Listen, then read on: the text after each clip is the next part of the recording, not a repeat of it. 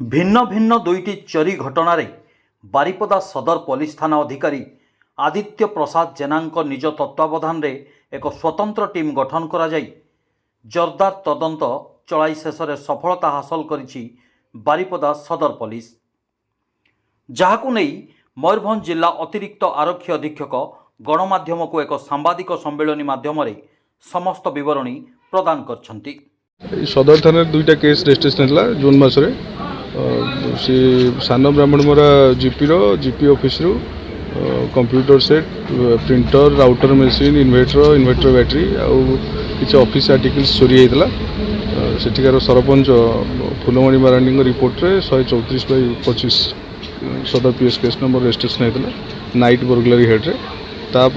तापर राति रे आम मंचाबंधा गणेश मंदिर चोरी है से दीपक शर्मा टेम्पल कमिटी जड़े कर्मकर्ता रिपोर्ट रे 135 नंबर केस रजिस्ट्रेशन था से केस दीटा डिटेक्शन हो नाला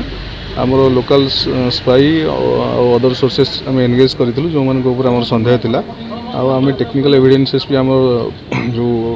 अच्छा साइबर सेल आम एक्सपर्ट मैंने सेटा को भी फॉलोअप करुले तो आम गत 21 तारिख रे राति हठात आमर उदलार तारिणी टेम्पल और खुंटार पुराना बारिपदा एरिया गोटे मंदिर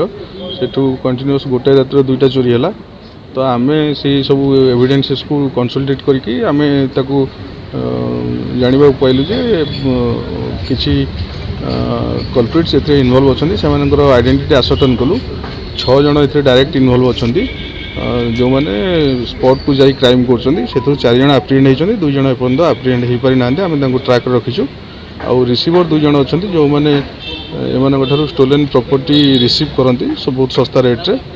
आउ मंदिर जो महाप्रभु को आखि कि से जो पितल सामग्री रूपा एवं सुना सामग्री से किसी रिसीव करती ए रिगार्डिंग आम किसी जिनिस आम रिकवरी कर पाखु ठाकुर पाखु से जो सुना रूपा को से मेल्ट कर देते